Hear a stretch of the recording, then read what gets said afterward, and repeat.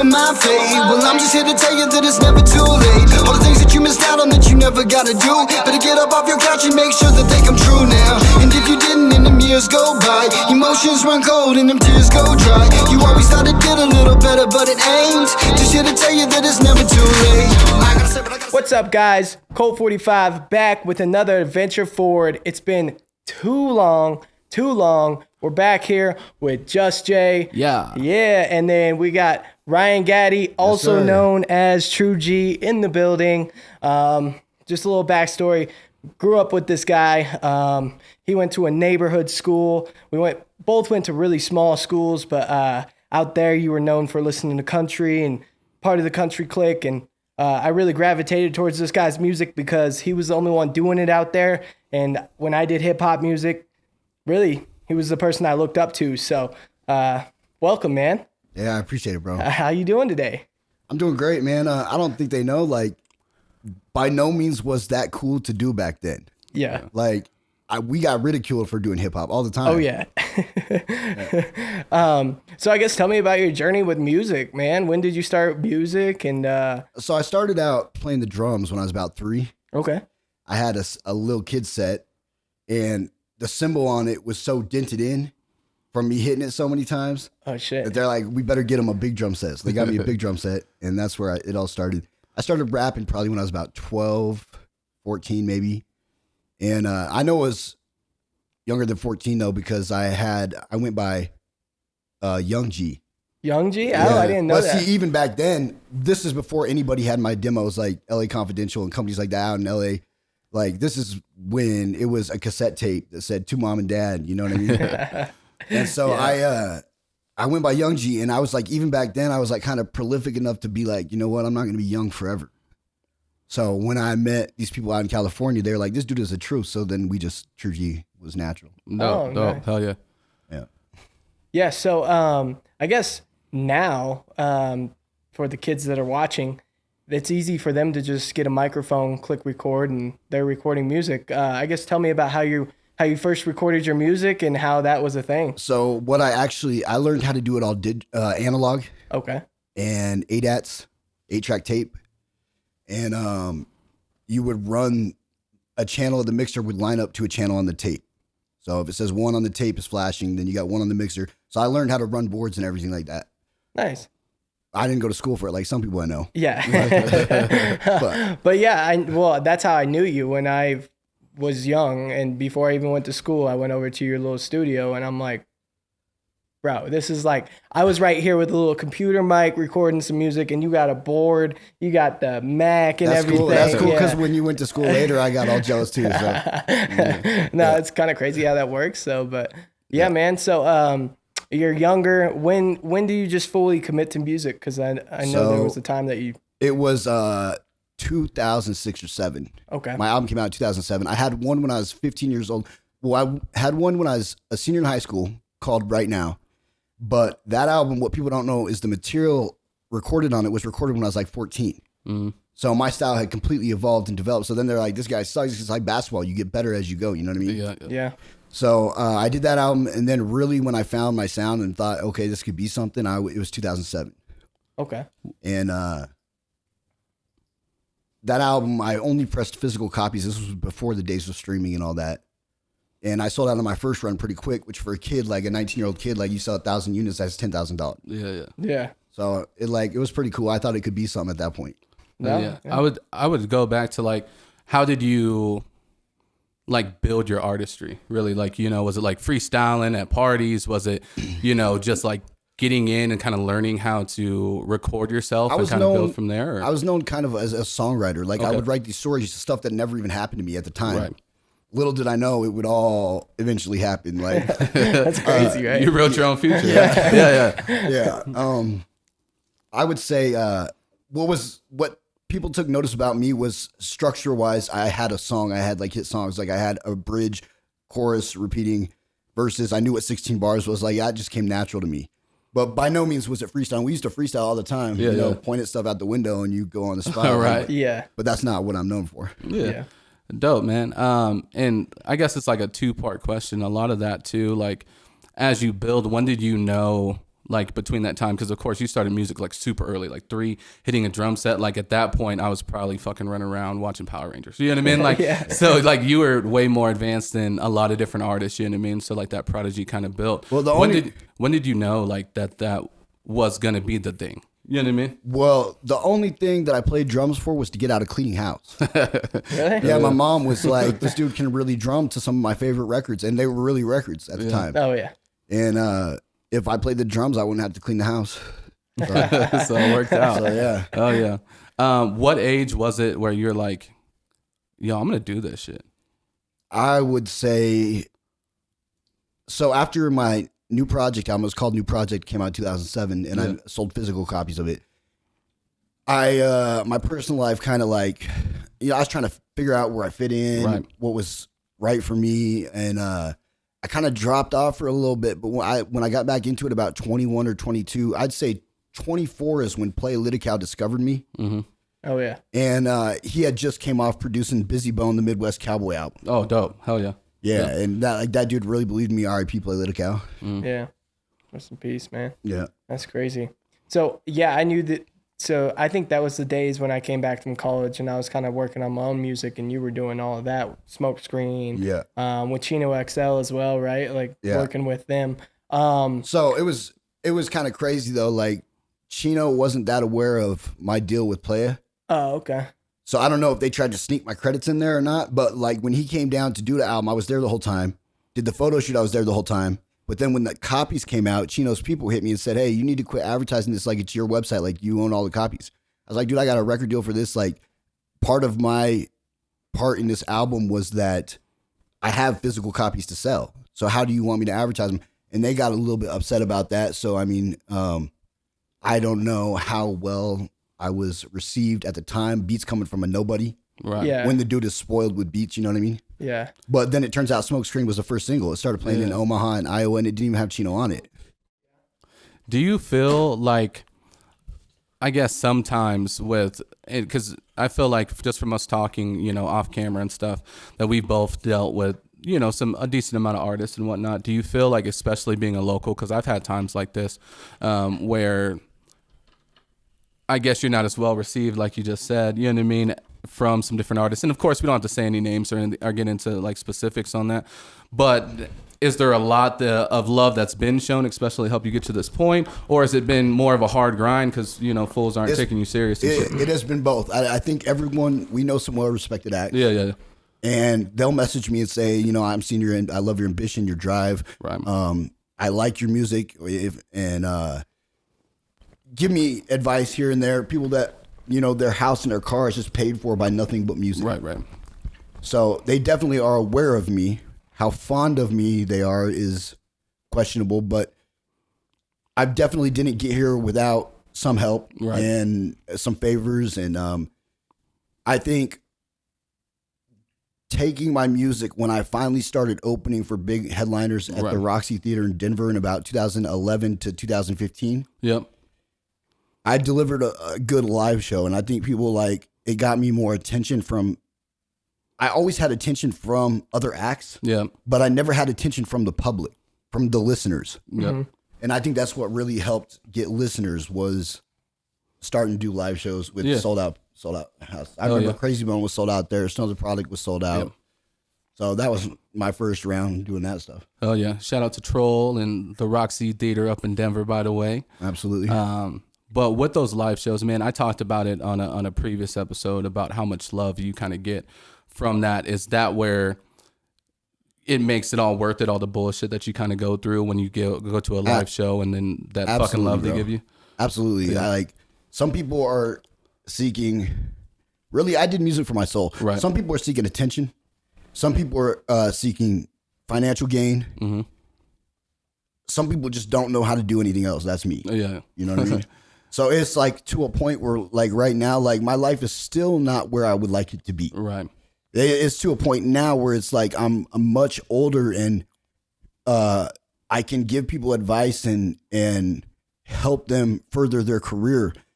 But as far as mine actually breaking through, it's now or never. You know what I mean? Yeah. This is the point where I solidify if I'm one of the best Colorado acts there is or not. Yeah. Period.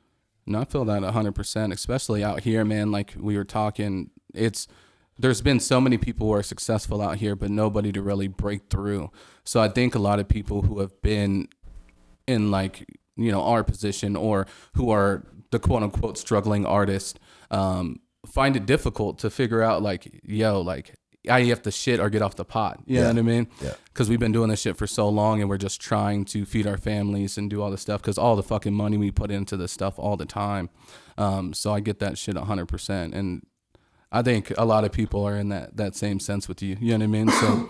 So it's not too bad. Yeah. I've definitely noticed this time around recently with your new album that you just released. Actually, tell the people about the album that you just released. So it's my first album under my real name, which is Ryan Gaddy. Okay. Gaddy. Every album before that was Tru-G, TRU_G. It's self-titled album. We wanted it that way because that was the whole point. Is like, I didn't specifically do it because there's a couple other artists that have done this, like Troy Good. Mm-hmm. I don't know if he ever went by anything before or whatever, but one day it wasn't about like having no gimmicks and no, like you're selling something to people that you want them to buy this, but you're really this. Right. It wasn't nothing like that. It was just like, I'm much older now. And when I shake people's hand, I shake people's hand.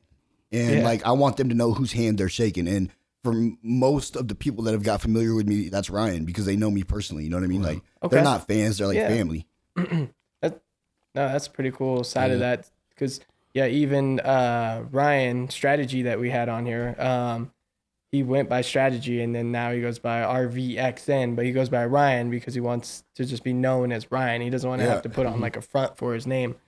For me, it just came easy. Colt 45, whatever. But yeah, going back to what I was saying before the album is when up to the album, you were like constantly throwing out content, and then you released the album and you released a couple tracks here and there, man.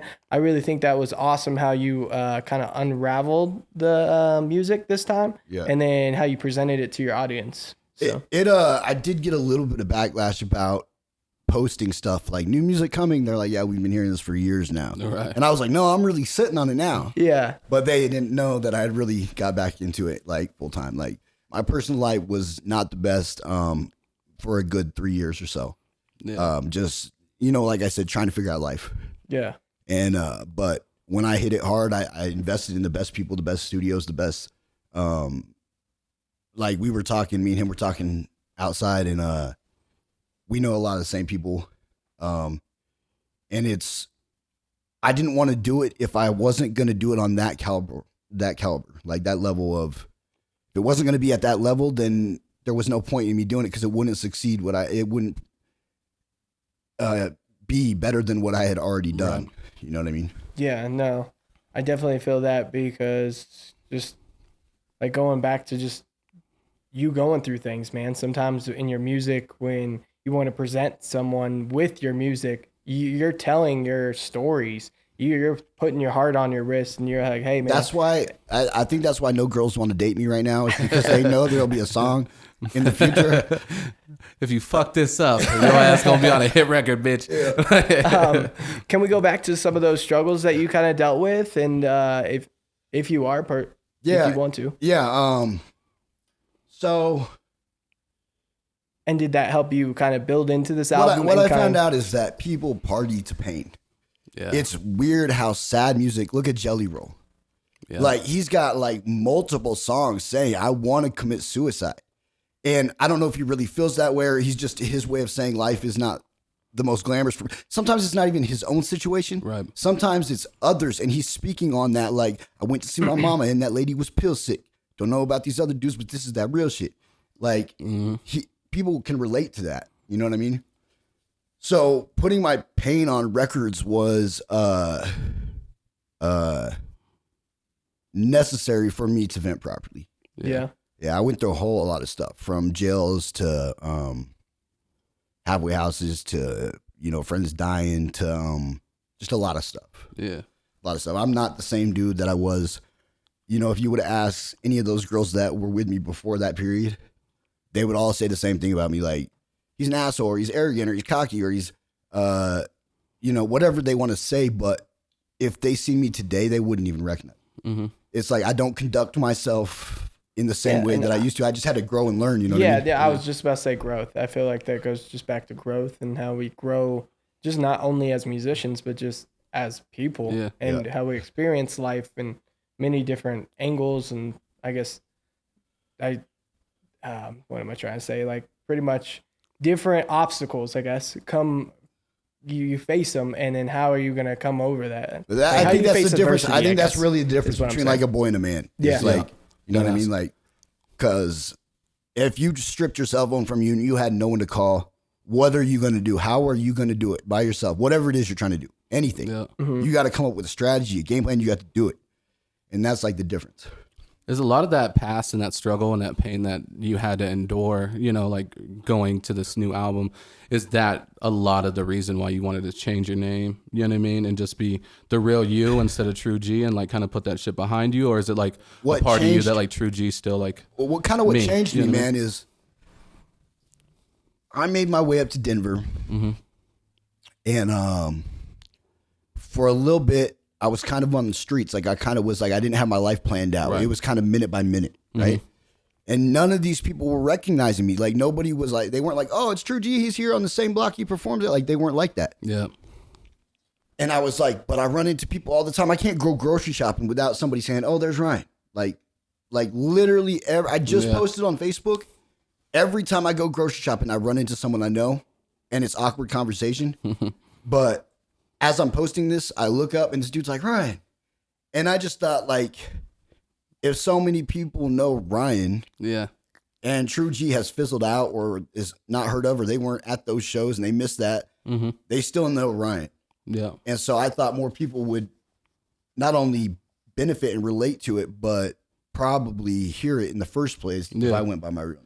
Do you think it's a completely different style or if it's like still somewhat the same or if you're coming at it like a whole different way now? I sing more. Yeah. So, shit, I know someone else. This guy's been singing left and right on it. Some of the music. I don't know if I should drop like names on here or whatever, but like Top Flight Empire just celebrated 15 years of success through the music industry. Shout out to Hip and Tef, by the way. Shout out to them. He wrote me, Hypnotic wrote me and was like, I see your ambition, your hustle, all this, but I think you would benefit from a producer that's going to coach your voice all the way through each session. Yeah. Like the engineer that I have is great. It's just, that's not his job and that's not what he does. Yeah. He's more in the mixing and the music and whatnot. He was like, if nothing else, bring on a songwriter because I think your voice is going to benefit from this. Someone guiding you through something. So I thought I had the whole singing thing down. And then I go to get my haircut at my barber. He's like, bro, I'm going to tell you something. I'm not used to you singing. And so my natural reaction when you start singing was to shut it off. I was like, that is not what we were going for, bro. That is not what we... not at all. And he's like, well, I guess, I just... it's not that you don't sing good. It's just not that when I put on your music, what I expect to hear. Yeah. And Hypnotic was kind of telling me all that could be changed when you do it the exact right way. Yep. That he won't shut it off like that. You know what I mean? Like that. You just need to develop a little bit more to that pocket where people just like, oh, yeah. And a lot of that shit's rough, man. Like... Because I've always been a singer one way or another. Like I did choir and all that shit. And I fucking wanted to be a boy band like in the 2000s. You know what I mean? But of course, like life went different and I fucking rap. You know I remember getting some Boys to Men music out of a Kellogg's box. Like, that was my jam. Yeah, that shit, fucking the little, like tape deck things that you pop in, listen to the one song or whatever. But anyways, like a lot of that shit, it's rough, man. Like even... I feel like I've been singing forever, but there's a lot of songs like even to myself, it feels too bright and stuff. Like, so with the singing, like me personally, I'll use like auto-tune live to keep me in pocket. And then of course take it off when we get into the actual mix and stuff, because it just lets me know if I'm like ungodly sharp or, you know what I mean? Dropping down an octave when I don't need to and different things like that. Like what's the process of you in the studio and working on these projects? So I just had an album come out called Previously Unreleased Material. Yeah. It is material from 2010, 17 songs from 2010, 2019. And I thought more people could, some people might like the songs better. It's often where you hear, like, it happens often where you hear somebody say, man, I miss the old Joe Budden. Or, man, I miss the old. Like, in my opinion, the music's better now. But if that's your opinion, then I'm going to give it to you. Yeah. And during that time, I had Blake Lidicow recording me, and he did all the auto-tune stuff. I didn't have control of that. Like, I'd let him know if I wanted it, but I wasn't the engineer. And then the next time around, when I really decided to start doing a whole new album, not just putting a song out a month, Mixed by Blitz was in charge of the engineering. Yeah. Shout out to Blitz. Shout out to Blitz. So I didn't really have a process with the vocals. Like, they kind of guided me where I would do something, and if we played it back and it just didn't sound right, I would say my honest opinion, like, take the auto-tune off. Right. And then if we did that and it still didn't work, I'd say, well, I got to come up with something new. You know what I mean? Like, and it's a weird one. I feel like being a singer nowadays, like, even if you're the best fucking singer in the world, you're, you know, Shawn Mendes, Ariana Grande. We have, ever since T-Pain and all these different artists came out and that big, like, auto-tune movement really came by and started doing its thing, I feel like there's samples or little bits of auto-tune in all the music that we hear. So we're so, like, almost sometimes even naked just to the it. compression sounds like auto-tune. Like, the programs these days, the software, the way they're encoded, like, the sound gets... You know, it's got a futuristic sound to it. Yeah, it's like a digital sound for sure. Going back to the analog days and you trying to align it with the tape, man. That's you just don't get that sound anymore. So have you used those as tools to build a different sound and experiment lately? Yeah, but not like I like to. I was paying by studio time by the hour, by the day, or by the whatever. So I would always go in and just like try to have the words of the song down. Like, I haven't been in a studio where it's like, okay, let's write this song today and then let's start recording it. And if we don't get it done, we'll finish tomorrow.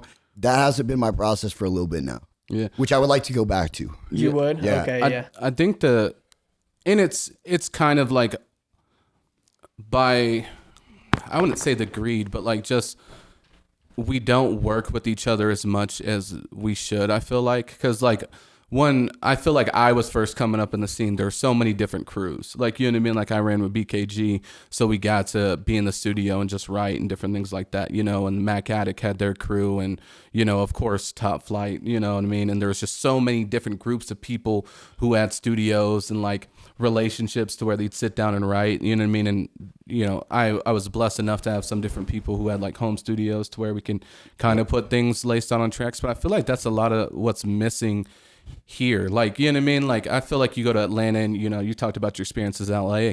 These fools, when they go to the studio, it's normally like, yo, I'm going to play you a bunch of beats. We're going to sit here fucking write for however the fuck long it's going to take.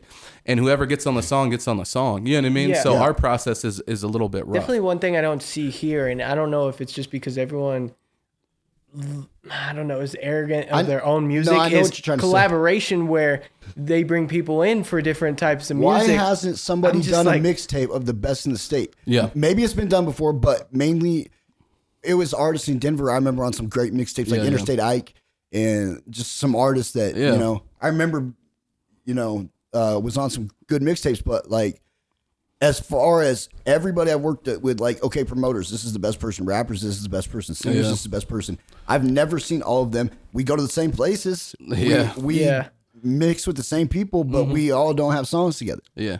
I think a lot of it, man, is, and I've experienced this, you know what I mean? Because I'm young enough to like still fuck with the young crowd, but I was mentored by like somebody who's been around for fucking ever, you know what I mean?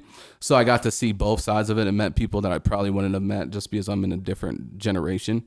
But there's, I don't know, like, it's friendly competition, but it's at the point where I feel like it's not friendly anymore. Yeah, it doesn't You know feel what I mean? like... Well, first of all, these young dudes need to have some respect and know who they're dealing with or dissing before they start talking. Yeah. Because you might not know that's the promoter of the whole event right there. You just like... showed him disrespect completely. That's why I was talking about shaking hands. Like, I'll go up there and shake his hand and be fortunate that he's putting it on. And you know what I mean? And you just sometimes have to pay dues. And some of these people have paid them, some haven't. Yeah. And I think people hate a lot, like even on promoters, man. That's where I see it kind of the most. And, you know, like you doing what you're doing is a whole different thing. And that opens up way more doors for you and different artists, like an artist who are going to watch this and listen to this.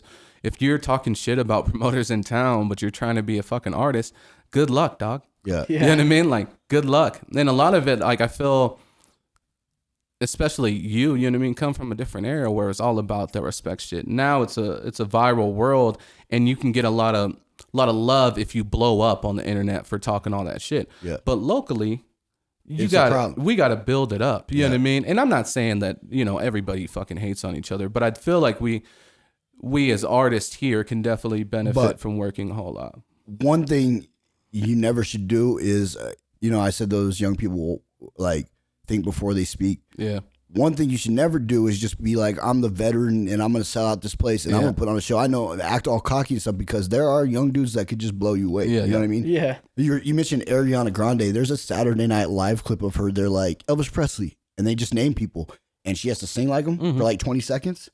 Dude, she nailed it on every single one. Like, she could really do that. Yeah. There's motherfuckers out here now, man. Like, there's always somebody better, so you always got to keep working.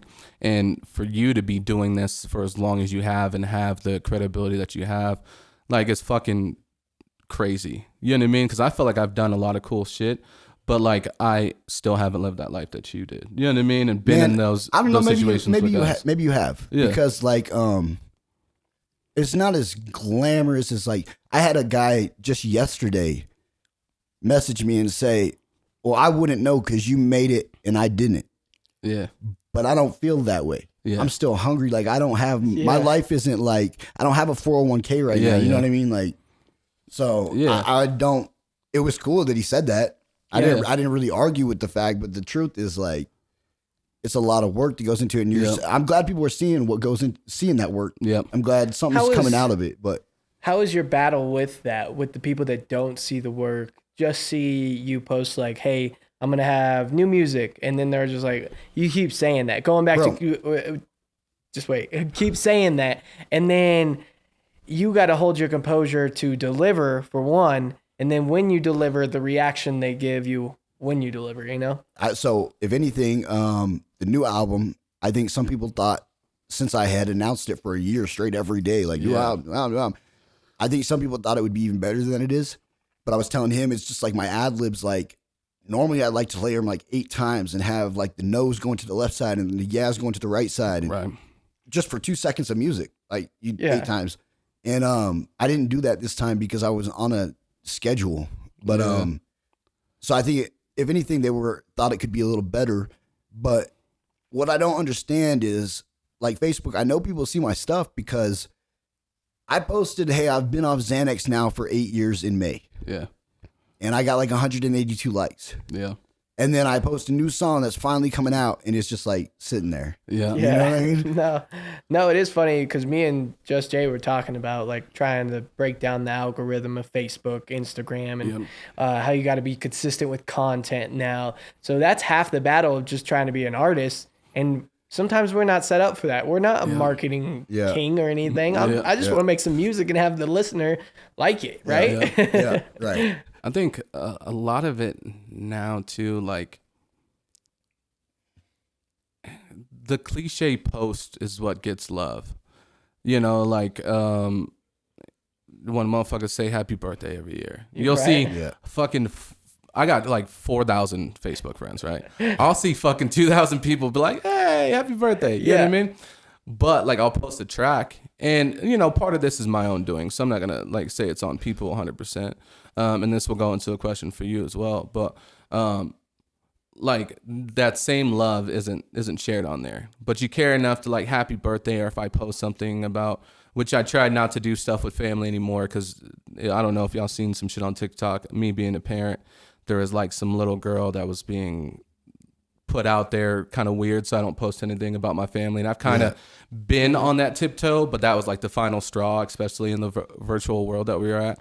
But do you feel like there was a point where you were getting that love and you were like, you know, maybe for a second, you know, like, fuck, I'm there, or I'm getting close, and then was it, or has it been like kind of a roller coaster where it's been like love and then like, shit, this one didn't go? Or is it? I'll say this much, like, people don't hate on me to my face. Yeah. But that doesn't necessarily mean they love everything I do. I'm trying to think of an example. Really just, you know, when I did a song with Troy Good, I didn't even get to shine on the song. I had my part, he had his part, which we both got equal times. Right. But he did the chorus, which is, he wrote like a hit. Yeah. So every time this thing comes out, I'm like, damn, I wish I would have wrote that. But like, he had a lot of success for as long as he's been doing it. Like, locally, and then internationally, really, with his TikTok videos and stuff. Yeah. He's got 40 million streams right now. There's days I feel like I really did make it. Like someone will call me and I'm like, dude, that just happened. Yeah. But for the most part, like all we want to do is make people happy with our music. Yeah. You know what I mean? No matter what type of music it is, happy, sad, you want them to relate to it and you want them to feel like they can turn to you. And I'll tell you this much, the emails that I do get, I take screenshots of so that when I'm having a bad day, I can remember that this person was affected by what I did. Yeah. That sounds weird, but that's what I do. Bro, No, that's cool. It's so weird because like all three of us are sitting on this couch, right? And we all do music on some sense, right? And there's a bunch of people who may or may not see this. You know what I mean? Or a bunch of people we know on Facebook, or, you know, you were at a show last night. There's how many of those fucking people are artists? So you think about it, if Colorado Springs artists would just show each other love, hey man, you posted new music, I might not have the time to listen to it, but I'm gonna like that motherfucker. Yeah. So that way the algorithm's gonna show you more love because it seems more popular. I'm gonna comment with some fucking, you know, some emojis or whatever. Bro, we could be so fucking popping if we just did little shit for each How other. many more times than not do you guys see artists, especially rap music, where all of a sudden you got one guy pops up from a city, and then you're like, oh, dude, he's dope, and then two other guys pop up, and then like a fourth and fifth, and it's because they built that community. Somehow they built it up. That one person popped. It maybe it wasn't even the best artist out of the group, man. That shit happens all the time, bro. All the time. Like, I think it's just a matter of time before it happens to Colorado like that. But really, it shouldn't take people dying or people quitting music for people to hear it. It really shouldn't. I'm not sure I could be the solution to the problem, but I would definitely be open to any conversations any of these bigger names have about anything we could do. Yeah. Because man, there's so much talent here, and you know, I've traveled a little bit. You know, I've been to Houston and been able to meet some artists down there. You know, and you know, from LA and stuff like that. So, but the sense of community, like I was saying, is just so different to where I don't even know, like. It just has to be. I don't even know if it can be discussed. It just has to be something that's done. Like you look back in the day, like you had fucking what was it? Mike Jones popped up, and there was Slim Doug, Chamillionaire. You know what I mean? Like all from the fucking same area, all from the like same crew. And then you think about it, Kendrick, and then Schoolboy Q, Ab Soul, all these different dudes, and okay, they rock together. But like, just think. If we all did that shit for each other, you know what I mean? Even if I don't fuck with you. Do you think we suffer because of technology and everyone's kind of in their own mindset and like in their world? I feel like it definitely does put blinders on artists because they just see their content. They want to push their content. And going back to you talking about your Facebook post, they don't want to click like or share. And it takes like 3 seconds, right? Yeah. I think it kind of depends on how you play the game. Like, it's very beneficial to some 17-year-old that can do a TikTok and get 1 million views. However it is that he accomplished that.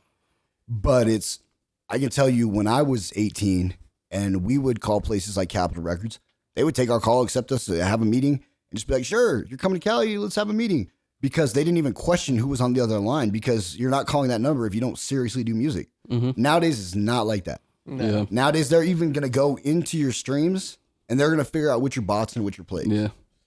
So, I sent off, like, because I was looking for just different brands to partner with. Shout out to Crooks and Castles, by the way, the hoodie I'm wearing. Anyway, give them a better shout out than that. Last time you were on here, you Crooks did and not. Castles. If you use code Juz J at checkout, you can save yourself 15% off. They got a bunch of different deals. You can even pay with Afterpay. Anyway, but I sent off some shit to Adidas because I was just looking at like these big ass companies, and they actually did they said no because of course I'm just an average nigga from Colorado. So, but they actually sent me something that was super dope. They like gave me a full breakdown on what was good, what was bad, everything in between, and it's kind of weird. Like I feel like that's almost what you need. Like these big companies don't give a fuck, so they'll tell you straight up. So there's a company called Taxi that I don't know if they're still around, but you pay like $5 to submit a song and they send you all the reviews back. In some cases, you don't pay to submit a song. In some cases, it's like it's soundtrack wanted for Above the Rim. Like that's how. Yep. But That shit's fine. I've seen a few sponsored ads on Facebook. They're like, "Do you know me? You might not think you know me, but I'm behind 15 billion streams in the last 2 years. Dude's like 6ix9ine and all these people. Like, I've seen them running advertisements like that. Yep. Like, I don't know. In my opinion, you're just gonna spend the $20 and they're gonna send back whatever they said they'd send back, but it's not gonna go nowhere. But maybe I'm wrong. Maybe that's how you get your. Have you done any advertising or So sponsored stuff, very little. very little? Very little. Same. Like I've done a little bit, but I look at the metrics I get back. I'm like, It wasn't even that hot. Like it was all right. I got views. I was looking for mainly follows. I got a lot of views. Yeah. I'm like, Yo, I think so. there is a decent amount of falsehood in what we do now. You know what I mean? Because shit, fucking in my heyday, bro, there's probably people who thought I was the shit, bro, but I was broke as fuck. Yeah. You know what I mean? There was about 8 motherfuckers staying at my apartment. You know what I mean? But I think with like, bro, if we just keep it real, and of course, like the falsehoods with like you send your music in, and who is anybody really listening to it? Or are they just sending you some bullshit? You know what I mean? Yeah. But going back to the artists that are here, man, like shit, even us three, we can send each other music, but be real. You know what I mean? That's the issue. I feel like with music nowadays, and that's what keeps a motherfucker like from local to being big name. Because big name, they get that shit all the time. Like people will be like, yo, that's dope. But the motherfucker be like, hang yourself. You know what I mean? Like on the fucking line. You know what I mean? Like we have love for each other in the wrong ways, I feel like. You know what I mean? Like we'll show love. I see you at a show. I dap you up, yada, yada, yada. But instead of being like, yo, man, like I've done this with younger artists because I throw shows and shit, you know what I mean? But send me some material. I'll give you my honest feedback. Yeah. And that can help so much, bro. I can't tell you how many times, and we've probably all They done gotta it. be willing to receive it though. Yeah. And that's the issue. I think a lot of it, like, and I'm guilty of this shit too, bro. We bullshit because we have normal fucking lives and normal jobs. But I think if we all helped each other, that shit would be a completely different thing. You know what I mean? And especially when you were going through the things that you were going through, you know what I mean? I'm kinda to have fucking other artists just be there and support you. You know what I mean? Like, yo, bro, we gonna make it through this shit. If you ain't got time to do all these verses, bro, I'll hop on a verse. I ain't gonna try to charge you 100, 200, 50. You know what I mean? Whatever. It would be nice, and especially on a personal level. Like, what if you're going through something, you don't have somewhere to stay or whatever? Yeah. Like when that happened to me, I didn't really ask no friends for help because I was kind of ashamed of where I was at in life because they did think I was the shit. Yeah, yeah. You know what I mean? Like I said in a song when I was like 15, like music's my only future. Everyone knew that. Let's get some change. Damn, now I guess everyone's rat. Yeah. But like they really looked at me like that's how it is with women too. Like if they look at you like you're the savior. Yeah. Then all you can do is let them down. But if you humble yourself and you say, you know what, I'm not the best this, I'm not the best that, but I'll try. Yeah. Then all you can do is impress them. Yeah. So that's how I kind of look at music too. Do you think that there's, and of course this could be a broad topic, and I'll say that I personally feel like even myself have issues with that. Do you think the scene here and why there's been so many people who've been doing it for so long, but nobody who's really like there's not as many people eating as probably there should be. Yeah. Do you think it's just because people humbling themselves enough to be like, yo, this dude's super dope, let me support him even though I don't fucking know him? I don't know the answer to that. I would say maybe the culture here. Yeah. Because we have a very, very crazy melting pot here with the military. I mean, just a lot of people coming to Colorado as a whole, in Colorado Springs. Number 2, best place to live. Yeah, and a lot of people are coming here that, for one, there isn't people putting, I mean, shout out to Black P, and he's doing his thing, and yeah, hands down to him, but there isn't like a main group of people as artists that I see at least doing their thing and also helping the community and reaching out to just the community as a whole and creating that environment. Nobody's doing. Another thing is like when I said I didn't ask for help, like maybe like when I talk to certain artists, like one act we spoke about previously outside, I kind of want to just approach them like, listen, could y'all help me or not? Because like I see what you're doing and I'm trying to execute it by myself and I think I would benefit from it. And I don't know what they would say. Yeah. But shit, no, I jumped on a little kind of, I don't know, a challenge to myself as an artist. I jumped on Instagram and I was like, all right, I'm not going for like crazy artists like Joyner Lucas, Kanye West. I'm not trying to get them, but I'm going for like artists that are doing their thing, still making music, but we'll charge maybe $5 to $1K for a verse, and just reaching out to them. And when they want to hear like what I might do is send it to them, and I may not even be interested in paying the 500. Right. I'm interested in what they say. Yeah. And dude, yeah, one guy sent it. It was Crispy D. I sent it to, and he's like, "Bro, that shit's dope. It reminds me of this artist." And that honestly just fueled my fire for making more music, to be honest. Because when you hear that from an artist of that level, have you guys ever heard of an artist named Overtime? Overtime, yeah. My Hungry brother in My loves Stomach. It has like 40 million views. Yeah, my brother loves Overtime. So maybe he does this to everyone, but he wrote me back and he said like 3 sentences. He said, "The song, I don't have time to preview a whole album, but the song you sent me was super dope. I'll do a feature for $1,500, but don't quit music." And that's sick. Yeah. Yeah. I was like, that really is Because like, there's too many people out there. Sorry to cut you up, but there's too many people out there that are like, "Bro, you suck." Yeah. Like, don't even like. What if it does suck? Like, let's be real. Like, maybe just say something positive. I don't know. I'm just that type of person. I think a lot of it, like, it depends on, like, the person, too. Like, I did a lot of shit personally, like, just out of pure spite. Like, bro, like, I went from fucking, like, I had rapped for a little bit, but I'd, like, always been on the sports tip, and then I had my daughter, and then decided to, like, not do that shit anymore. And then the minute, like, me and my daughter's mom broke up and stuff, like, I was just so spiteful in that relationship. And people be like, "Oh, you're not going to do shit with music," or like, "This is kind of whack," or whatever. So I went fucking full tilt, dog. And then I, opened up for all these fucking crazy names and did a lot of cool shit. So I think some of it depends. But, like, if it's real, you got to take it with a grain of salt regardless. You know what I mean? Like, So get this. I want to say 2011, I opened for Hobson fire. at the Union Station. Shout out to Randy. Yeah. Shout out to Randy And at Union Station. It was like, there was people there, but like, we sold tickets to be a part of the show. I remember a lot of them saying they was there to see me. Yeah. But then Hobson, you turn around Hobson, later. it wasn't even that crazy of a show. There was like 7 or 10 people like up front. Yeah. And then Hobson was there. And now he's fucking selling out shows. Eminem will speak his name. Bro, Tech Nine will speak his name. Yeah. That was crazy, yeah. He was outside skateboarding with us and Yes, shit, he was. bro. For sure. Yeah. Gage was there with Chaz. Yeah, you're right. Yo, I did a show there with Futuristic, like long time ago. Exchange pleasantries and phone numbers and all that stuff. So I thought we were hella cool, bro. I had like a budget of like 10 bands that I had just happened to come up with. You know what I mean? And some people were willing to sponsor me to go on this tour, and I hit them up. And it wasn't him, it was like his peoples, but this is at the point where he fucking was doing his own tours and had people open up for him, like a dude named Sam LaChow and stuff like that. You know what I mean? Yeah. So I hit him up. I was like, "Yo, I don't know if I can go on the full tour, but I'd like to go on a run. Like, this is my budget." And I remember they hit me back like, "Nah, that's not gonna work." So like, it's just weird though, like seeing how the growth of people, but it's so quick, like how we could do that shit too. Like, he has one of the best backpack ciphers. That's what blew it the fuck up, bro. Yeah, my that name nerd is rap Futuristic, shit. said it twice in case you missed it. Yeah. That shit is fucking crazy, bro. But just building as artists and in myself, like it's weird. This virtual world is rough.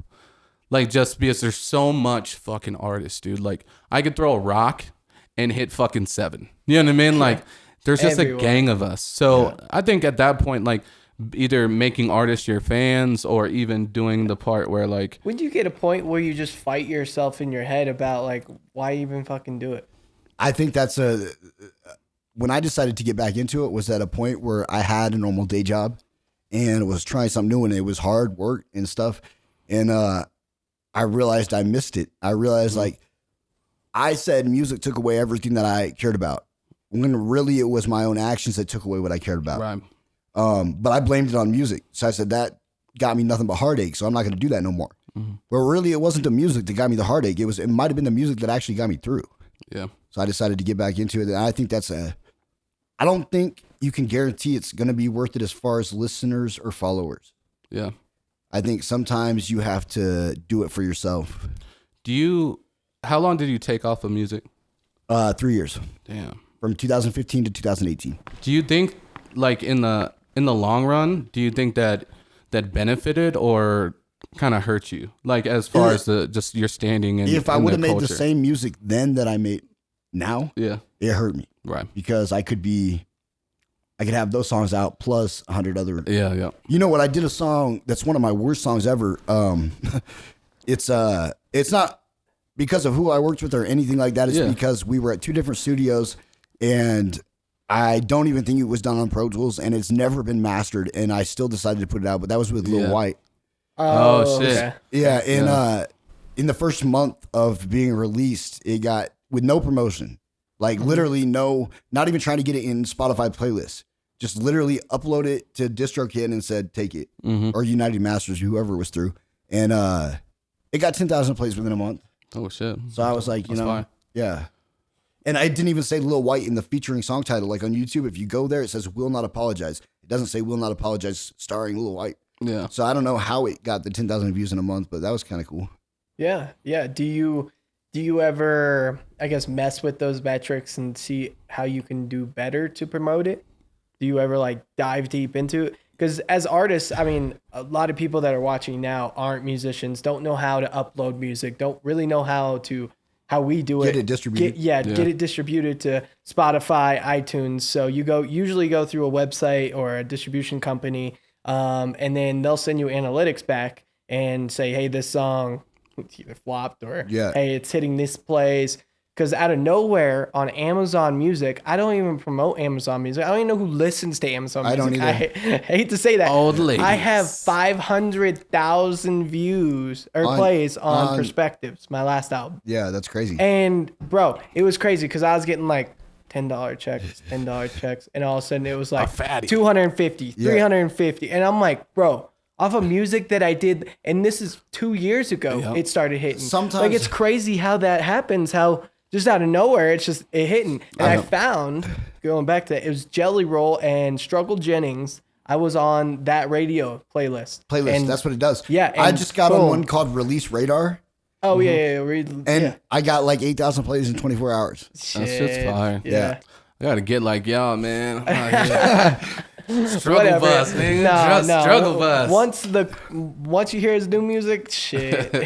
It's all right, man. I think I had a very similar thing, but my biggest thing is I've always had, and this is probably why like it's easy to sit here and talk to you and stuff like that. Like I've always had the struggle of being, Jeremy, the human being who breathes, lives and breathes and has children, and being Juz J, the artist, and like flirting with that back and forth, like who the fuck am I type stuff. And I think I finally come, especially with age, like I'm more secure at myself. I figured out like how to balance that more, especially as my kids get older, and like become and be able to do this and be more consistent and like be on the computer for fucking hours, doing shit. Do you think, you said now you found out who you are and it comes to being older.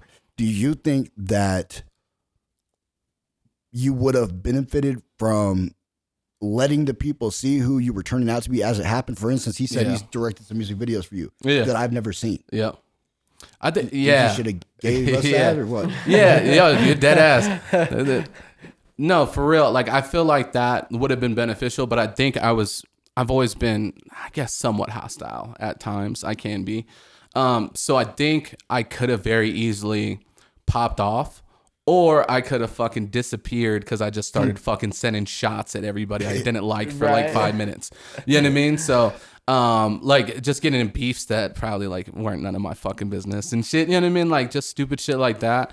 But I think it makes it like very easy to understand kind of where you're coming from and shit. Like just being on that. Because now I'm trying to figure out how to be as consistent.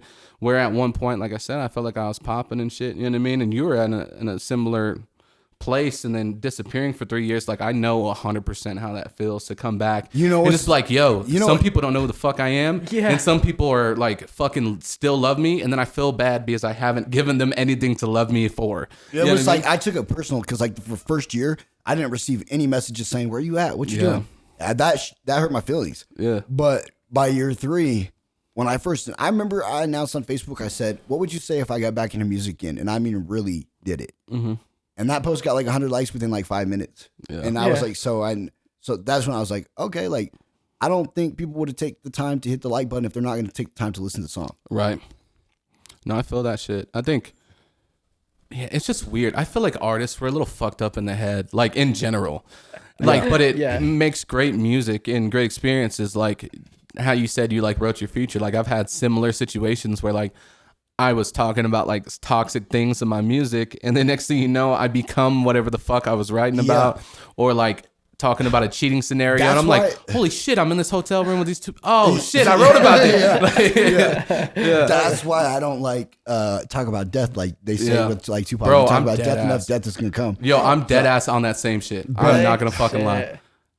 I feel like, unfortunately, some of my tracks have been dark, but I'm on some.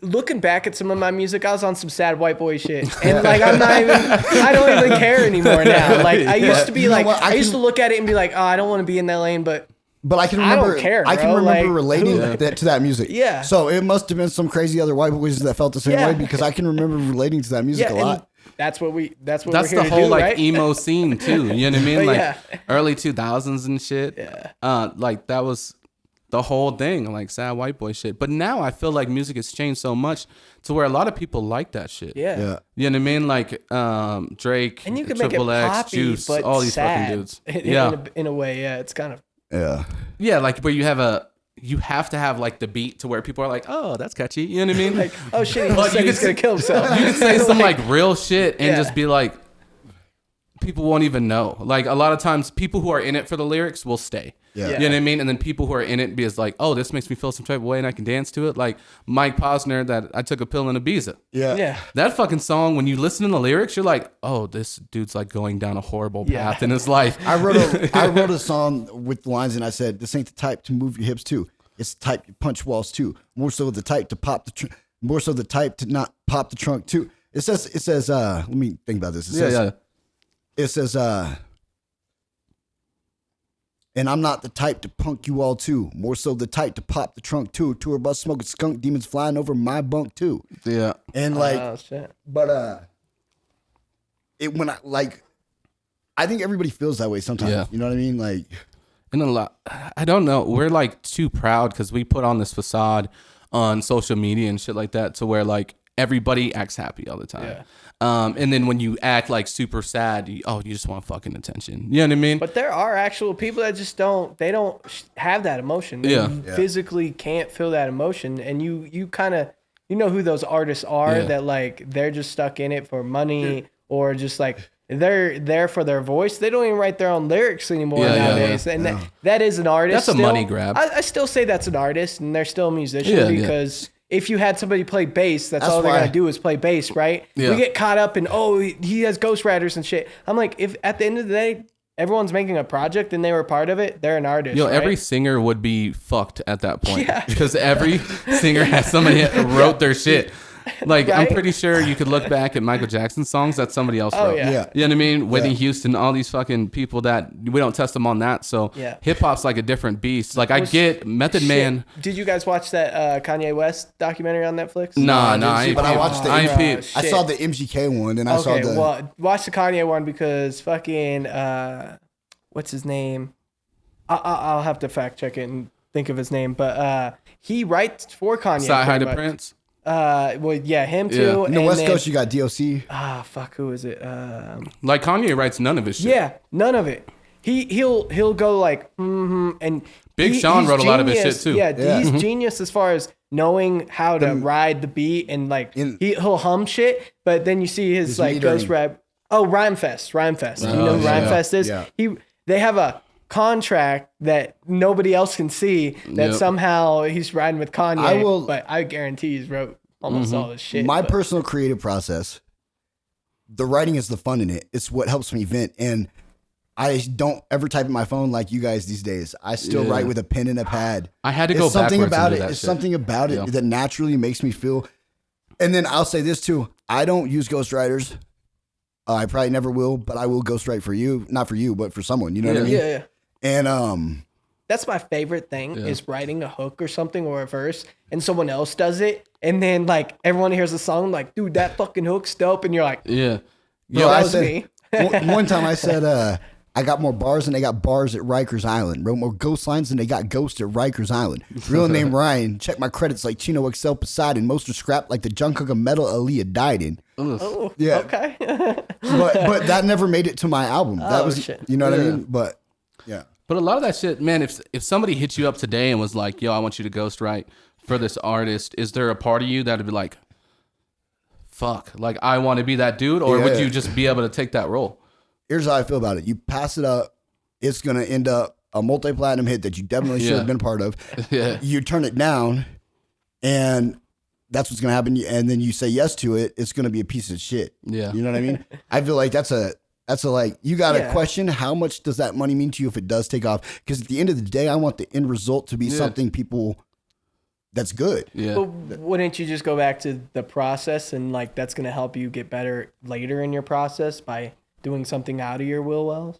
Like something different? Yeah, I can. Yeah. I Or can do you see think that. like at some point it's not, I guess not real, like a little bit? Because like I said, like there's a lot of fake aids in media and artistry and all that stuff, you know, and you think he wrote the song, oh, it must have been about so-and-so, but you didn't know that like Joe from fucking Maryland wrote this song, you know what I mean? Yeah. But a lot of that I feel, do you feel like if you were writing for somebody else, trying to get in their shoes would be difficult to see them tell your story in a sense? Or it would be one of those things like, if I'm going to tell my story, I want to do it myself, even if there's not like, I guess that that notoriety of the song. I'd rather have 1,500 people hear the real me opposed to 1 million people hear somebody else tell my fucking story. What you're kind of at what you're asking right now is kind of where I'm at. Yeah. It's because there's days where I really just, all I want is a team of people that are focused and ecstatic and energized about making a great project. And other days, I get behind that pen and I don't want anyone to even hear what I'm writing. Yeah. Like, I think that's a decision that if I'm going to go further, has to be made. Yeah. Dude.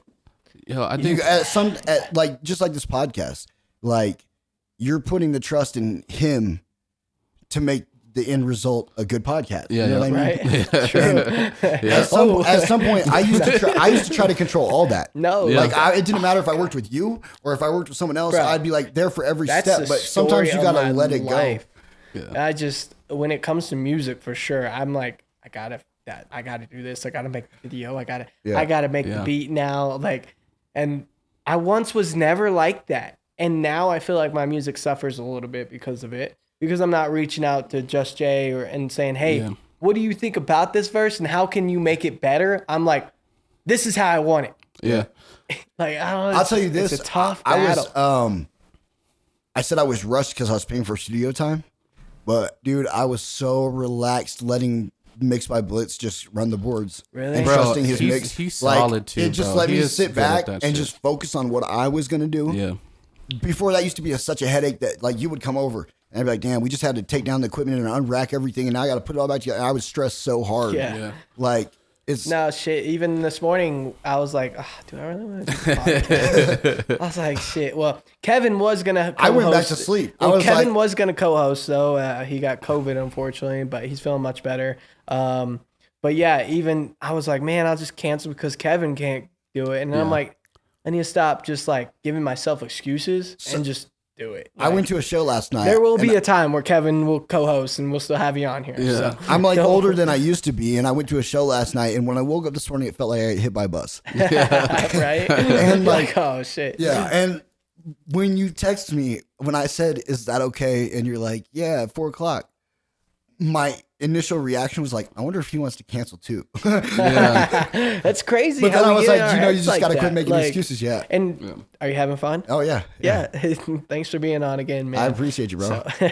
Yo, I think a lot of this shit too, man, like we get so much in our head, and that's why like that what I was talking about earlier as far as artists coming together and like holding each other accountable regardless, you know what I mean, is such a big thing. Cause like me and Colt just working with each other a lot on this project has held me more like even today, like shit, like I still work in 9 to 5, even though I do artists, like this is my one day off and then I'm back at it for 5 more days. You know what I mean? So I was kind of in the same boat, but like knowing that there's other people relying on me to showing up and stuff like that, like makes it a lot easier to fucking like if you look get at past that bullshit. if you look at the people that are successful right now in our city, Yeah. I think they make themselves do quite a few things that they don't really want to do. Yeah. That's the same thing in life, right? If you want Yeah. progress, you Yeah. got to do the shit you don't want to do. Yeah. Right? Stay up late, fucking wake up early. Wake all that up shit. early, go for a See, run. I think the male human brain isn't like fully developed. So you're like 24 something. Mm-hmm.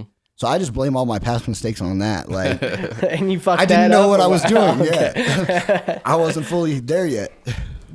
But I'm thinking with a lot of this shit and just being an artist, like, how do you feel the next, like, I guess maybe 2, 3, 4, 5 years, like, planned out? Like, what do you want to do? Where are you, like, aiming to? Like, what's your goals? You know, and what should people expect from you going forward? We're in the middle of that right now. Me and my pops, he helps out a lot. He's like been in the music business before, and that's what he did, is write country songs for artists. He never had really anyone major cut his songs. Yeah. But he had quite a few presented to the artists and stuff like that. And but yeah, we're making a list right now. At one point I was like, I need an investor.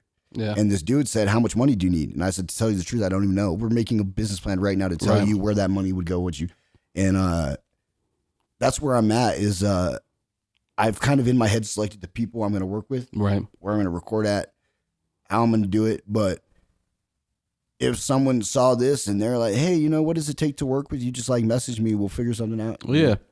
Yeah, I think it takes a lot of that capability of just being open for people to hitting you up, and like for no gain really. Like my biggest thing that I've been really open at, like I used to charge cats like $50 for a feature, like back in the heyday where, you know, me being on the track may get it more views. But then I just started realizing like how narcissistic that shit was, to charge people that were on the same level as me. As you. Yeah. Fucking $50 to do. So now I'm at the point like, bro, let's just fucking work. Yeah. It may take me time. Like the $50 back in the day was enough to pay for the studio time and enough for me to get off my ass to actually do the verse. If I know the people and know the song is going to end up on a project, like I know you're working on an album, Yeah. a couple albums, Yep. I'll do it for free. Yep. Is my time going to be worth the reward? And Right. yes, plus I got to vent. Yep. But I just got reamed on Facebook for saying some smaller artists I'm gonna charge $100 to. You could go look it up right now. Like this dude was like, I don't see you making moves in any of the markets you need to be in, and this and that. And Yeah. He's like, how much you spend on beats? How much you spend on studio? I was like, bro, like you need to do your homework before you come at me, bro. Like I recorded at one of the best studios in the city. Yep. I bought all of my beats, 17 beats exclusives through Stafford, Chef Premier, and Mr. Wilson on the beat, which is a top 40 producer. Yeah. I didn't lease anything. Yep. I bought all exclusives. So I went in to do this album with like, I'm going to own this. Yeah. This is going to be my baby. And then I want to charge $100 for any upcoming artists. And it's just like, if those upcoming artists would hit me up, maybe I would void the $100. Yeah. Maybe I'd say, okay. Do you think it's how But- people present themselves? I think that dude must have not read it in the tone of voice that I said it in. Right. And that's Yeah. the shit with the internet, man. Ah, bro, it they're could so be quick. Just fucking quick drawing. It could be one way or another. I remember, bro, somebody had hit me up and they asked to do a song with me. And this is when I was doing like paid features. And I was like, yeah, it's just pay for the studio time plus $10. So it's $40 an hour. I can knock it out in an hour plus, you know, $10. So $50 Yeah. altogether. They're like, Google me. I was like, nigga, I'll never work with your ass. What? You know what I mean? I was That's like, all you're he hitting said? me up. That's all he said. I'm not, yeah, Google me. I was like, nah, I'm good. You just hit me up. I just gave you a direct answer. And then you hit me with some like weird bullshit. But I'm like, okay, if I Google, because I did. I was Okay, like, well, yeah. maybe. Let's check him out. Maybe I need to Google I was him. like, maybe I don't fucking know. You know what I mean? But I did that shit and I was like, yo, you're on the same playing field as me. But at the same time, I probably should have just worked with them. Yeah. You know what I mean? But I feel like if artists like, and you could probably feel this way too. And I think we've talked about this previously. Like, if you hit me right with the press kit, like if I don't know who you are, like you can't, even people that I feel like should know who I am, I still, hey man, like this is what I'm gonna do. And a lot of times when I send features to people, I give them like 3-4 options. You know what I mean? Like here's a 3-4 tracks that I may want to have features on. Let me know which one you fuck with, and then we can kind of go from there. So there's a little bit of variety, but like that's kind of a press kit. You know what I mean? When you think about it, okay, you've heard a couple different styles and a couple different songs of mine, so you could choose if you want to fuck with me or not. You could very easily say no. Yeah. You know what I mean? And then I let you choose what style, because I feel like sometimes we do fucking like features, and then we have like a boom bap artist on like a gangster rap song, or vice versa, and this shit doesn't go right. You know what I mean? So it's just a matter of knowing like where you're gonna be at. But yeah, if artists are gonna hit you up and be on some bullshit, and you're not gonna work with them. But I feel like if artists are like straight up and fucking come with a press kit, or like, let me hear something, bro, and make sure I fuck with you. That's literally going back to what we just made a circle. Going back to the artists that are so caught in their ways that they see you winning, or shit, you weren't even winning. You were just throwing it out there like to get like, money. Yeah. And that person just came and shit on your parade just because they want to say, oh, what are you doing that I'm not doing because I'm doing it this way? There's no fucking rhyme or reason to this game. And that brings Not at all, negative bro. attention. If there was an exact blueprint, me and him just talked outside. Like, if there was a bluept to this, either one, I'm super pissed off to people that haven't helped me out with it. Yeah. Or two, it doesn't exist. Yeah, that ass. But people are so negative online, and they're easy to do that. Because I'm the type of nigga, bro, I'll see you for real in real life. Like, I've had issues where people talk shit on me on real online, and I'll screenshot that shit. And when I see you, I'm going to try to check you. And if you lie about it, I'm going to pull that bitch up. Oh, that wasn't you saying you were going to fuck me up? Yeah. You know what I mean? And like, I'm just that type of dude. But I feel like there's no need for that shit. Like, I don't, like, I'm down to scrap, nigga, but I don't have to. I'm in too much trouble to be a part of anything like that right now. Yeah. Like, bro, I scared some people so bad saying I'd meet them in person that they like, it's a whole different thing, but like, like people was really scared of me. You know what I mean? Like, and I was like, I can't have that attention on my name and my. Like, but a lot of that shit, like, bro, rap comes with a certain stigma. You know what I mean? So like to be on some, I guess some, like fucking pop bullshit, like just talk shit on the internet and feel like that's not gonna happen. Like, rap started a certain way, like in neighborhoods and this shit like that. And there's motherfuckers who rap are like dead ass killers. Yeah. So watch your fucking mouth, dog. You know what I mean? Like, I'm not saying I'm a murderer, dog, but I'm just saying niggas are really about that shit. I so said chill. I said in Like the 2007. NY Chopper dude. Yeah. NY Chopper. Yeah, like these got, 10 motherfuckers- bodies. Yeah. Or something. I don't know. So little rumor, baby, but- little baby, kill, or baby killed someone at Walmart, right? Yeah. And he be out on the internet fucking people up all the time. He beat up that dude at the fucking Gucci store. Yeah. And he beat up all his fucking baby mama but there's dude in fucking the bowling shit, alley. But I don't think there's no need for it if that's not what you're about. Because like at the end of the day, I used to have to defend my name because people would be like, "You ain't no Tru-G." We heard Tupac say Tru-G. You ain't no Tru-G. It was a play on words. Yeah. Nocturno, who was a gangster rapper from California, his boss David Minifield said this dude is a Tru. We said we'll call it Tru. And then my last name's Gaddy. Yeah. Tru-G. Yep. And you know, dude, but people play on the fucking name too much sometimes. Dude, Colt 45. You know how many times I get, well, you got a Colt 45? You drinking Colt 45? Yeah. Oh, and I'm just like, bro, it's just a play on words. Yo, Like, my it's- shit, This it's is my name. I think my name has been easy.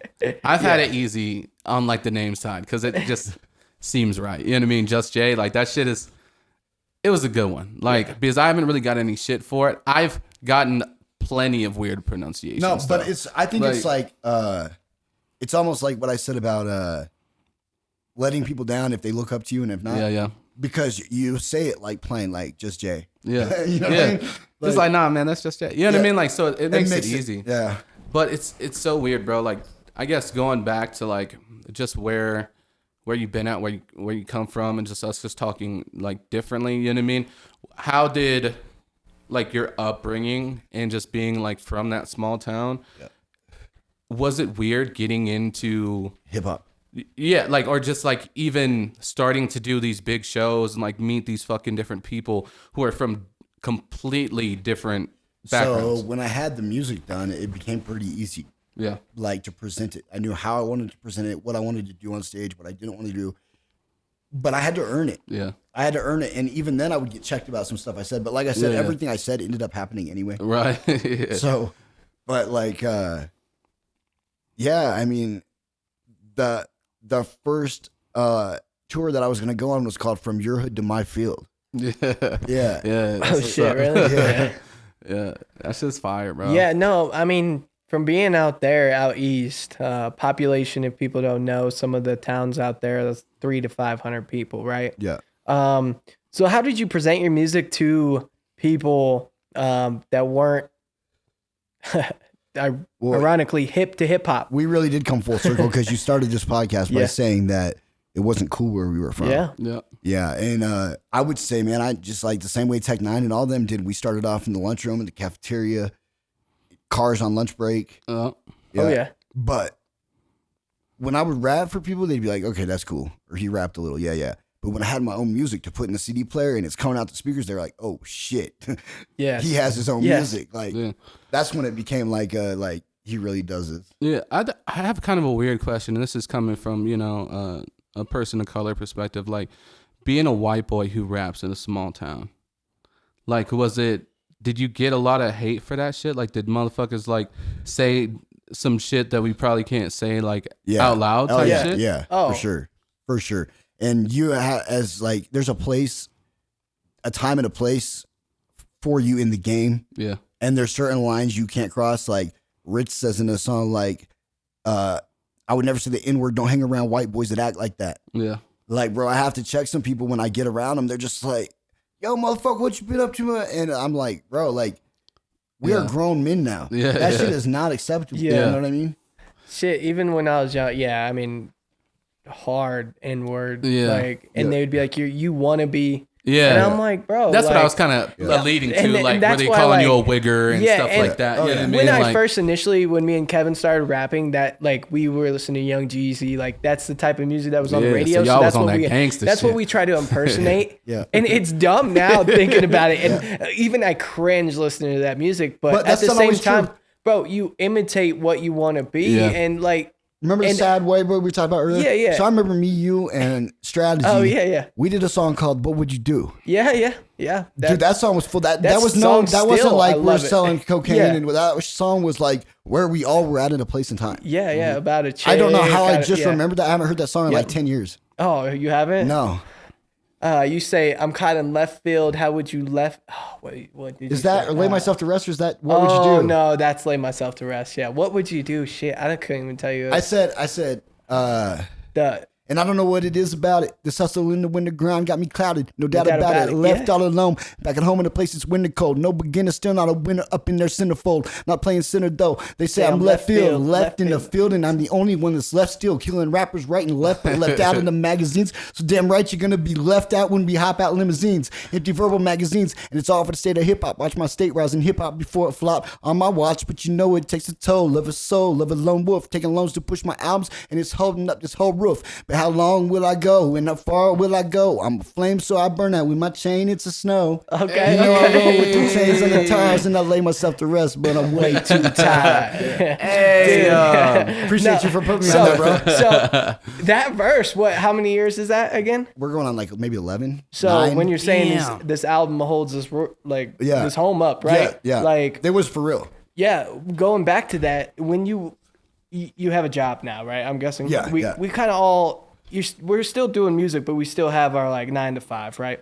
Back then, when you were going 100% at it, and you had to eat to make music, like tell me about those days and how you would push yourself. My personal life and legal life, like my little run-ins with the law and whatnot, like all came to a head recently where like I did everything they asked me to do, and I was in all types of classes and everything for lots of different issues that they assigned me to. So I had to do everything they said. So it made holding the day job impossible because there are like 4 different things I got to do on 4 different days of the week in the middle of the daytime. yeah. Makes And it you don't fucking do rough. them, you go to jail. But I just got this shit behind me. So now like How's that feel, man? it feels good, bro. That's good. That's good. I mean, personally, I've seen you just 360, man. You were at a point, and I was honestly like, oh man, I didn't know what you were going through, so I can't speak about your struggles. It was But dark, bro. It was yeah, dark. I world. could tell. Nobody wanted to be around me, and the people that were around me thought I was gonna die or get killed. Or I just remember like carrying conversations. I'm like, man, I don't know where this dude's at. Like, and then just it clicked. I don't know what had changed or if you just flat out had to change. And then, I had to change. Yeah, when I had a conversation with you, I was like, bro, you're night and day different. You want to know what changed me? Yeah. Being around gangsters and halfway houses, real gangsters. Yeah. Yeah. I started conducting myself the way I seen them, and I realized that respect goes a long ways. Yeah. Okay. So it just like it flipped me around. Yeah. And a lot of that shit, man, like, I guess when you're around a certain type of person and when like because I fucking grew up just being in juvies and then graduated to jails and shit like that. You know what I mean? And I finally was able to get off papers in my, early 20s. But like a lot of that shit, bro, you start realizing like either one of two things. I feel like I'm nothing like these motherfuckers. You know what I mean? Like, Yeah. So I need to fix my shit up because I'm smart, you know what I mean? And got my shit together. When a lot of these fools are just going down the same bad path. Or you like get somebody in there who's like, yo, bro, this is how shit goes. And then you learn how to live life in kind of a different way and kind of hold in your inner demons a little bit better. Like kind of was it that way for you where it's like when I said I mimicked them, I mimicked the way they avoided people's personal space. Like I never would just run up on someone now and be like, "Hey, how you doing?" Yeah. It's just like, you know what I mean? Like, Better back the fuck up. yeah. But I didn't necessarily mimic their street behavior. Yeah. So I took the good from it and left the bad there. Right. Yeah. So a little bit of both. Yeah. I would, and I've I guess had this internal problem as well. Do you think when you're going through those hard times, some people, like you said, that kind of disappeared, is it hard to let people back into your life now, or is it easier? It would be harder, and I probably would never let them back in. Yeah. But the thing is, I never asked for help from anyone. Right. So I don't know that they wouldn't have said yes. Right. Valid. So therefore, I can't hold them responsible for that. Dude, yeah, that hits home. For those people, but do you, like, when I was going through my shit, like, I kind of understand if people couldn't fuck with me. Yeah. Like, did you kind of reach that point where you're like, you know what? Like, I may not forget that shit, but I understand why people just like fucking dipped. Yeah. Yeah. I do.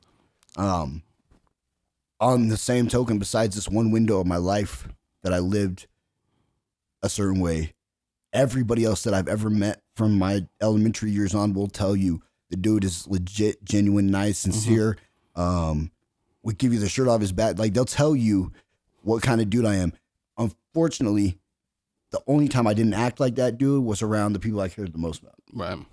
So that shit's rough. They got to see something else. Yeah. Yeah, you mentioned earlier about having to take classes, and me, myself, with my DUI, and I had to do classes, and it was the first time I actually sat amongst people and told myself told people how I feel other than my music.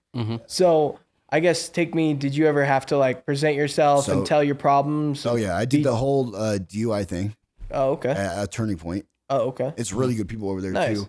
I did an anger management class. If you just it costs an arm and a leg, but if you let them help you, if you say I already paid for this or Medicaid paid for it or whoever, I might as well get something out of it. You'll get something out of it. Yeah. I had to do cognitive skills class every week, relapse prevention class every Saturday, group one-on-one therapy, group therapy, and these are all separate days of the week every week. Yeah. 2 UAs a week. One probation officer meeting every 2 weeks. So there's 7 appointments right there. That's just and I did that for a year and 4 months. And that was after being revoked and granted. I was already 2 years in before they sent me to the start again. So this time I completed it. Yeah. I mean, on one hand, you benefit from some stuff like that as far as like group therapy and all that. And then on the other hand, it's the system, and they do make it damn near impossible to get through some of this shit. Yeah. Like and I'm blessed. I fucking had a steady job. I had a great income or whatever. But I seen it from an outside point of view. If you didn't have that, there's how fucking no way. hard is that, Bro, it's all about money. You know how I got off the walked in papers? there and I had all my shit paid, and they treated me way different than homeboy that was getting his shit paid by somebody else. I got off of papers. I was like, what the fuck? Because my stepdad, for a graduation present, and this is like where they stopped pursuing shit. Like, they just put me on probation until I was on probation from like 14 to like 22, but it just kept on getting extended because of new charges and shit like that. You know what I mean? But yo, I paid off all my fines. I was probably 19 or 20. Like my stepdad did that for like a post graduation thing, which was dope. Like it reset my life, and I was trying to get my shit together.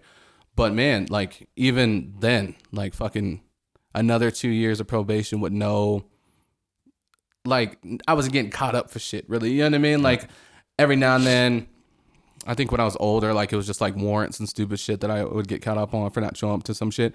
But a lot of that shit's monetary, bro. Because I was so broke back then, like I can't even get to the fucking courthouse, bro. I was taking, when we first started working at the place that we worked at together, bro, I took fucking 3 buses to get to that job initially. You know what I mean? Like I was broke as fuck, and music has blessed me to where I met connections and even people who helped me with my personal life. But like that's where it's at, bro. Like if fuck you, the minute that you ain't got no monetary gain in this fucking shit, the system will fucking bro. Well, you know, it's like snows a lot out east. Like there's no windbreak trees and it piles up and all. Like I would call and say, I can't do the UA today. I cannot. It's so dangerous to leave my house. And they would be like, dude, that it's not our problem. The weather's not even our problem. Figure it the fuck out. Yeah, and like if I would not do it, they would for real take me to court over. Fucking have to do it again. Like that'd be a fucking bench warrant. All that shit. I remember they put a bench warrant on my ass, and I was sitting out there in the fucking like probation little office where you call on the phone and shit and tell them that you're there. But I had missed. I thought it was at 9, but the shit was like at 8, which didn't make sense because I was fucking riding buses. Like, what the fuck would I try to be there at 8? You know what I mean? I wanted to say yes to that shit, but I'm calling, never gonna answer. You know what I mean? And then finally, after like an hour, get a hold of her. Oh, well, I just put a bench warrant for your arrest. I was like, well, I'm gonna get the fuck out of here then. You know what I mean? Like, but this shit's crazy, brother. With like some of your struggles and stuff like that. Because you said, you know, you've been clean from Xanax for, you know, long time now. 8 years. And fucking congrats to you on that. Do you think with a lot of these younger artists, and there's not as many as there was maybe a couple years ago, but promoting like bars, Xanax specifically and shit like that. Like, here's the thing about Xanax. Like it will, you think you're fine, but you're not. It's like alcohol. Yeah. Like that's how come so many people go to get in their cars. They're like, I'm fine. You're not, dude. This shit will make you, like me, I was popping like, for instance, I watched a Lil Xan interview the other night about him quitting Xanax, and he said he was on 2 milligrams every 24 hours. Jesus. I was on more than that. Like, goddamn, the nightmares that I had coming off these things were so realistic that I thought I entered hell. Oh shit. Like, and I had 2 seizures, and yeah, it was really, really bad. I like, this girl that I know, her mom called her and said, hey, I think you need to go say bye to Ryan. And she said, why? And she said, because I think he's dying. You know what I mean? I was not healthy. And they'll make you say things you don't mean. Like, shut up, bitch. You don't really mean that. You just mean like, could you hold on for a second? But you think they know the difference, but they don't. Like they hear what you say, not what you meant to say. Yeah. Because I think they call them what is like forget-me-nots, or because you be forgetting shit. Like there's a lot of times where you just like blacked out. What the fuck happened? Like it's fucking Tuesday. So you know what I mean? The day I got out of jail, I had 1 Xanax left, and I had to decide if I was gonna go in between, like getting more, and go back down that path or quit. So I was like, fuck it, I'll decide after I take this one. So I took this one. Somehow I ended up in my grandma's house with the cops knocking on the door, and they're like, you're not supposed to be here. And to this day, because my tolerance wasn't up anymore, I had quit the whole time I was in jail. To this day, I have no clue how I got in that building. Holy shit. Yeah. Is there, I guess, times when that was going on, did you feel like, I guess like going a little bit deeper, like did it start like as kind of like, just take that shit out of a party, or was it like? My problem, I have a super bad anxiety disorder. Okay. Like I've known this dude for like 25 years, and it was hard for me to knock on the door today. Yeah. Like it's just how I am. Yeah. Like once I'm with people and comfortable, like especially shows, like if there's like 500 people there, it's cool. But if I'm looking you in your eye and we're talking for a second, I got like, right. I prefer not to say like PTSD too, but like Sketch-Macaulay disease. Like until I'm comfortable with you. Yeah, you know what I mean? So that's kind of just how it went down that path, and all that good stuff was just the anxiety. It all started with real doctors and real problems, and I went down a rabbit hole. That's crazy how the big pharma just, here, have a pill, right? Yeah. And then don't even care about like the side effects and how it can lead you down a crazy path like that. Yeah. I think like for maybe Nobody, I didn't know they were addicting when I first got prescribed. Really? I think nobody knows that shit because it yeah. doesn't. It's not like they tell you like, hey, by the way, you might have the urge to take fucking 3 of these. Yeah. You know what I mean? Like, but I think a lot of it, it's just, bro, it's a money grab. Like, one way or another, it's a money grab. But I think for, I guess, people going through similar situations, whether it be alcoholism or, you know, some type of different form of addiction or just even, you know, addicted to a toxic person in their life, for somebody like you who's been able to have the strength to actually, you know, get yourself out of that kind of situation, is there any information or like any, I guess, guiding tools you would give to somebody who has, you know, is currently going through that and maybe, you know, needs this video just to be their, you know, wake up? I would say that, you know, watch the company you keep. Watch what things do to you and be honest with yourself. Like, when you drink alcohol, do you get violent or not? Some people do, some people don't. You have to be honest with yourself in each situation, because one thing that's clear is I'm here for a reason, because, you know, you got to live behind your name. You got to be who you are and say who you are. And when people know you, oh, that's Jimmy from soccer, or that's Sarah from dance. Like, I didn't want my name to be like, that's the guy that buys the Zans from us. You know what I mean? Like, so I wanted to be more than that. And there was no way I could get there how I was before. Yeah. No, I feel that. I feel like there's a small portion of my life where I was going down a very bad path, and I just had to make a decision because I, like, for lack of a better term, I was doing crackhead shit. Yeah. Like, to be honest, you know what I mean? So, like, I think but I understand how it's hard for people. Like, I just hit a point where I was like, you know what? I'm not really about that shit no more. You know what I mean? Because I just didn't like how it made me look and like stuff like that. And I was always about, I guess, somewhat of my image.